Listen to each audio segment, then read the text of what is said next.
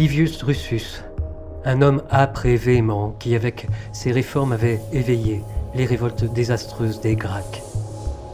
Fort d'une foule venue de toute l'Italie, mais hors d'état de prévoir l'issue d'une lutte qu'il ne pouvait ni terminer ni abandonner après l'avoir engagée, maudissait, dit-on, cette vie agitée depuis toujours et s'exclamait « Je suis quand même le seul à n'avoir jamais eu de congé, même enfant. »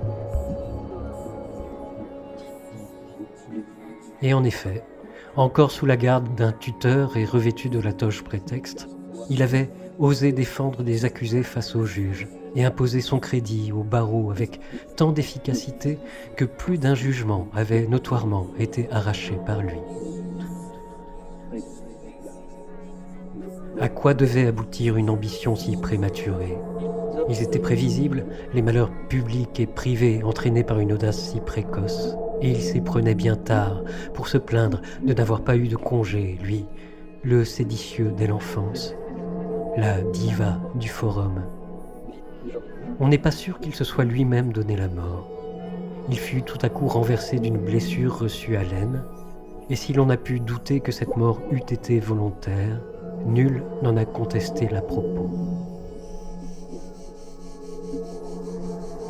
Il serait superflu de rappeler l'exemple de beaucoup d'hommes jugés les plus heureux par les autres, témoignant sincèrement pour eux-mêmes du regret de leur vie. Mais leurs plaintes ne changeaient ni les autres, ni eux-mêmes, et à peine les mots proférés, ils retombaient avec cœur dans leurs erreurs anciennes.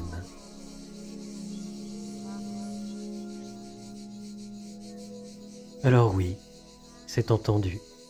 Votre vie dépassa-t-elle 1000 ans, peut se restreindre à très peu.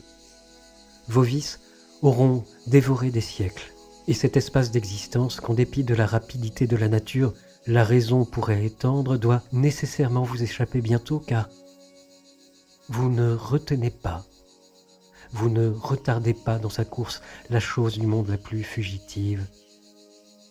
Vous laissez s'éloigner l'éphémère, comme une chose accessoire, facile à retrouver.